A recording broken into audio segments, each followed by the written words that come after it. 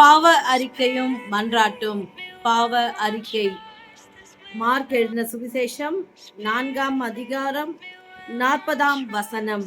அவர் அவர்களை நோக்கி, ஏன் இப்படி பயப்பட்டீர்கள்? ஏன் உங்களுக்கு விசுவாசம் இல்லாமற் போயிற்று என்றார். ஆமென்.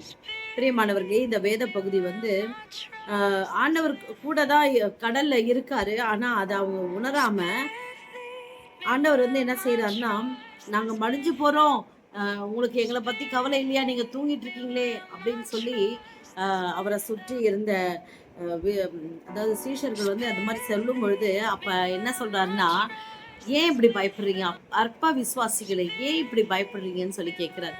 ஆம் பெரியமானவர்களே, நிறைய நேரம் ஆண்டவர் நம்ம பக்கத்திலேயே தான் இருப்பாரு. ஆனா நம்ம அதை உணர மாட்டோம். ஏன் தெரியுங்களா?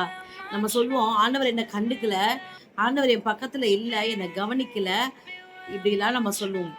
இந்த வார்த்தை நீங்க என்னைக்காவது சொல்லியிருப்பீங்கன்னா இன்னைக்கு பாவ அறிக்கை செய்யுங்க. ஏன்னா அவர் தான் சொல்லியிருக்காரு, நான் உங்களை விட்டு விலகுவதும் இல்லை, உங்களை கைவிடுவதும் இல்லை என்று சொல்லியிருக்கிறார்.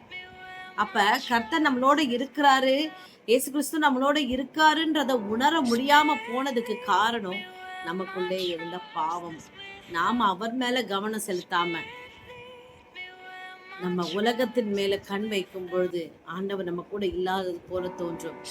தேவ பிரசன்னத்தினாலே நம்மை நிரப்பிக் கொள்வோம். பிரியமானவர்களே, துணிகரமாய் அப்படி ஏதாவது பேசியிருந்தா, என் கூட இல்லாம போயிட்டீங்களே, இப்படி தனியா விட்டுட்டீங்களே, எனக்கு உதவி செய்யலையே, நீங்க என்னை நேசிக்கல, என்னை விட்டுட்டீங்க, அவ்வளவுதான், இனிமேல் நீங்க என்ன இந்த பிரச்சனை தூக்கி எடுக்க மாட்டீங்க, அவ்வளவுதான், என் லைஃப் முடிஞ்சது, இப்படிலாம் பேசியிருக்கீங்களா?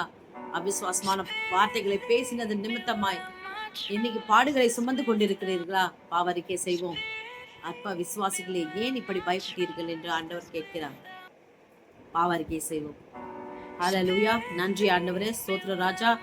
இன்றைக்கு ஆண்டவரே, எங்களுக்குள்ளே இருந்த அவிசுவாசத்தையும் ஆண்டவரே உமது சார்பிலே நாங்கள் கண்ணை வைக்காமல் உலகத்தின் மேல் நாங்கள் கண்ணை வைத்து ஆண்டவரே, நீர் எங்களுக்கு கொடுத்திருக்கிற இந்த மகிமையான காரியத்தை நாங்கள் இழந்து போனதற்காக தயவா எங்களை மன்னியும் ஆண்டவரே.